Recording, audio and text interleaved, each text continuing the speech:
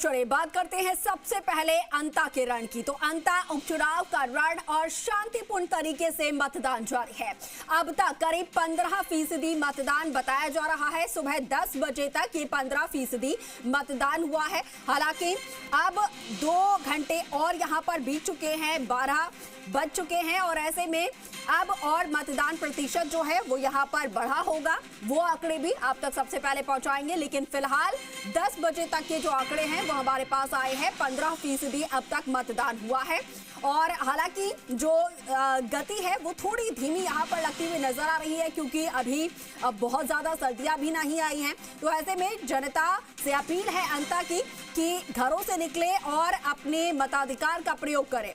आपका ये अधिकार है और आपकी जिम्मेदारी भी है, क्योंकि आपके क्षेत्र में कौन वो नेता जीतकर आएगा ये आपके लिए बेहद महत्वपूर्ण है, आपके क्षेत्र के लिए बेहद महत्वपूर्ण है और उसी हिसाब से फिर आगे विकास होगा आपके क्षेत्र का। तो इसलिए घरों से निकलिए और मतदान कीजिए, अपने वोट, अपने अधिकार का उपयोग कीजिए। ये क्षेत्र के विकास के लिए, आपके भविष्य के लिए, आपके बच्चों के भविष्य के लिए बेहद जरूरी है। तो अभी तक 10 बजे तक बताया जा रहा है 15% मतदान है। थोड़ी रफ्तार धीमी नजर आ रही है। हालांकि देखिए सर्दियां बढ़ी हैं, तो ऐसे में हो सकता है कि सुबह की वजह से और कामकाज की वजह से भी जो महिलाएं हैं ज्यादातर वो नहीं निकल पाती घरों से।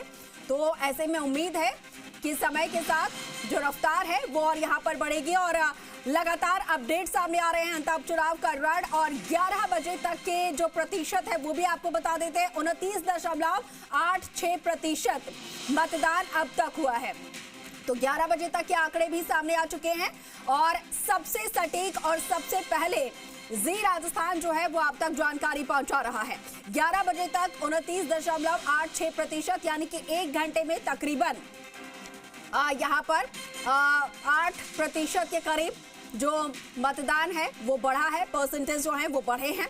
तो ऐसे में उम्मीद यही है कि जैसे जैसे सूरज यहाँ पर चढ़ता जा रहा है, दिन जो है वो यहाँ पर उग रहा है, उसके साथ ही लोग घरों से बाहर निकल रहे हैं। महिलाएं भी अब यहाँ पर कामों से फ्री होकर मतदान के लिए पहुंचेंगी। और दूसरी तरफ आम और खास क्षेत्र के जो हैं वो अपने मताधिकार का प्रयोग करने के लिए पहुंच रहे हैं। तस्वीरें आपको लगातार दिखा रहे हैं। तो देखिए अंता उपचुनाव के लिए मतदान जारी है और इसी बीच मुख्यमंत्री भजनलाल शर्मा ने लोगों से अपील की है कि अंता के प्रिय भाइयों और बहनों, आज अंता के लिए निर्णायक और ऐतिहासिक दिन है। आपका एक एक मत अंता से अंता के सर्वांगीण विकास को गति प्रदान करने, स्वर्णिम भविष्य के निर्माण के लिए अत्यंत महत्वपूर्ण है। और सीएम ने यह भी कहा कि मेरा आप सभी मतदाताओं से विनम्र निवेदन है कि अंता में सुशासन और समग्र विकास के लिए मतदान अवश्य करें। आपका प्रत्येक वोट अंता के उज्जवल भविष्य की नींव है। आप पहले मतदान करें और फिर जलपान करें। और देखिए मुख्यमंत्री भजनलाल शर्मा ने भी अंता के लोगों से यही अपील की है। ये सोशल मीडिया प्लेटफॉर्म एक्स पर उन्होंने पोस्ट डाला और यही अपील की है कि पहले मतदान कीजिए। ये आपका कर्तव्य भी बनता है, आपकी जिम्मेदारी भी बनती है। और इसी को लेकर सीएम ने भी लोगों से अपील की है कि पहले, सबसे पहले आप मतदान कर लें और उसके बाद आप अपना जो भी काम है वो निपटाएं। और सहयोगी बाबूलाल जो है वो भी लगातार यहाँ पर नजर बनाए हुए हैं पूरे मतदान को लेकर।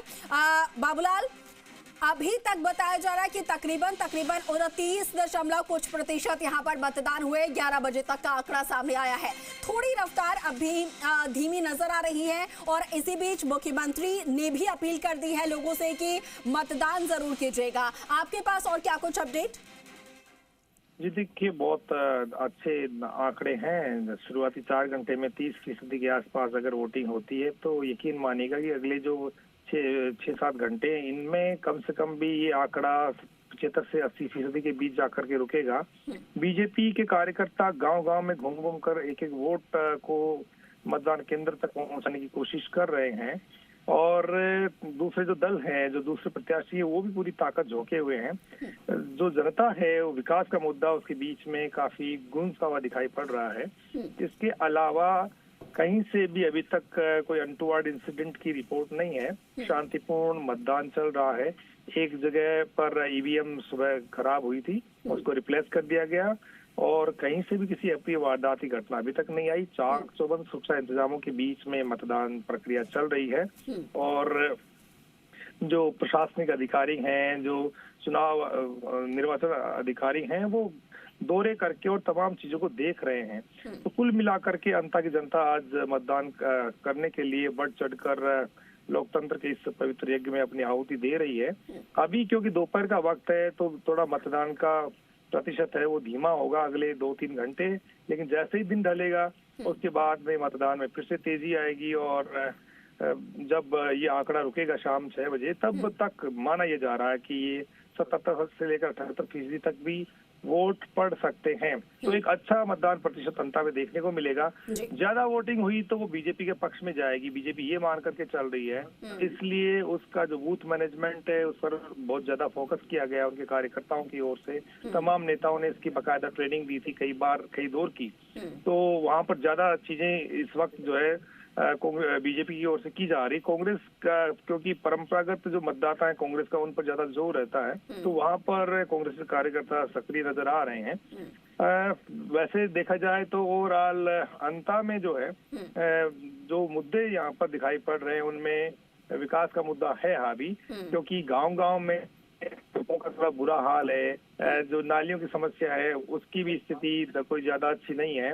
गांव में पानी भरा रहता है, कीचड़ हर जगह पर दिखता है और जो भारी बारिश हो जाती है, अतिवृष्टि होती है, उससे खरीफ की जो फसलें खराब हुई उसका मुआवजा भी एक बड़ा मामला है। लेकिन मुख्यमंत्री भजनलाल शर्मा ने यहाँ पर तमाम लोगों को आश्वासन दिया था कि खरीफ का जो पेंडिंग मुआवजा वो हम लोग आपको देंगे जैसे ही आचार संहिता खत्म होगी। तो तमाम जो मुद्दे हैं उनको छूने की कोशिश की गई थी सरकार की ओर से। तो सरकार ने यहाँ के वोटर्स को भरोसा दिलाया कि हम आपकी हर समस्या का समाधान करेंगे, आप कड़ी से कड़ी जोड़िए। डबल इंजन की सरकार है तो जनता का सहयोग भी बहुत अपेक्षित है। तो कोशिश की जा रही है, लेकिन कांग्रेस को लगता है कि ठीक है बाबूलाल, आप नजर बनाए रखिएगा, हम आपसे जानकारी लगातार लेते रहेंगे और जैसा